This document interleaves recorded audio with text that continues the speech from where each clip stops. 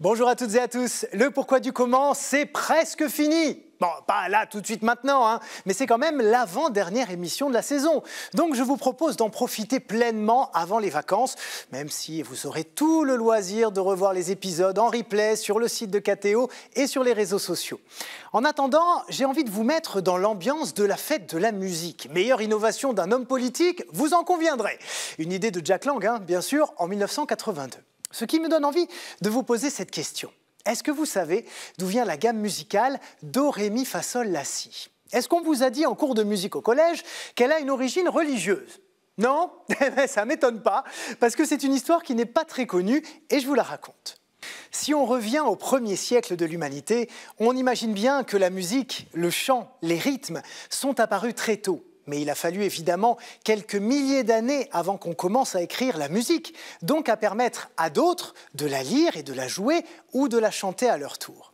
Les premières traces d'indications musicales ont été retrouvées sur des tablettes sumériennes aux environs du 19e siècle avant Jésus-Christ. Comme vous le voyez sur cette image, il s'agit de signes cunéiformes placés à gauche de ce qui semble être un poème et qui indiquent 5 repères pour matérialiser la manière de chanter. Plus tard, les Égyptiens, les Grecs et les Romains ont eux aussi créé un système de codification musicale qui, lui, était basé sur les lettres de leur alphabet. Mais c'est au cours de l'évangélisation des premiers apôtres et de la diffusion du christianisme que la musique prend un tournant décisif en Occident.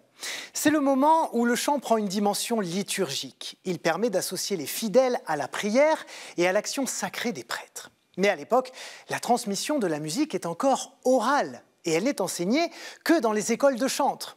Tout au long du bas Moyen-Âge, c'est donc la mémorisation qui prévaut. D'ailleurs, il arrivait que certains moines mettent des dizaines d'années avant de retenir les différentes mélodies liturgiques qui existaient. Et sans support visuel, imaginez-vous, effectivement, ça ne devait pas être facile.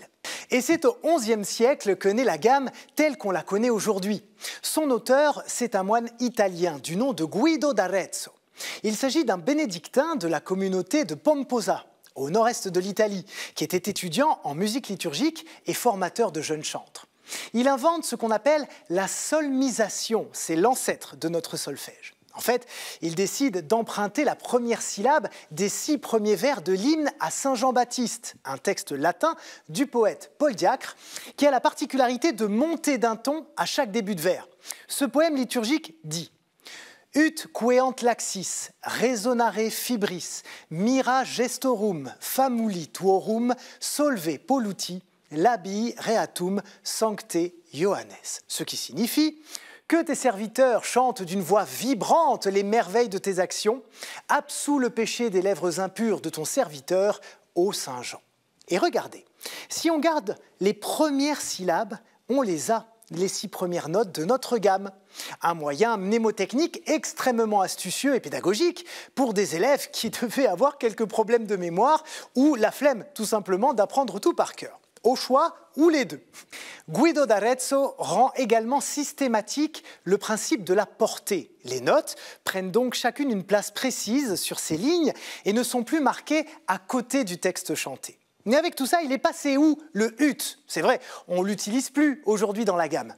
Eh bien, le nom de cette note a été abandonné au XVIe siècle parce que trop compliqué à prononcer dans une succession rapide de vocalises.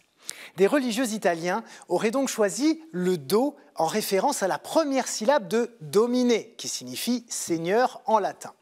Et le Si alors? Parce qu'il n'y était pas tout à l'heure dans l'hymne à Saint Jean. Eh bien, si, justement, mais il n'a été rajouté à la gamme qu'au XVIIIe siècle.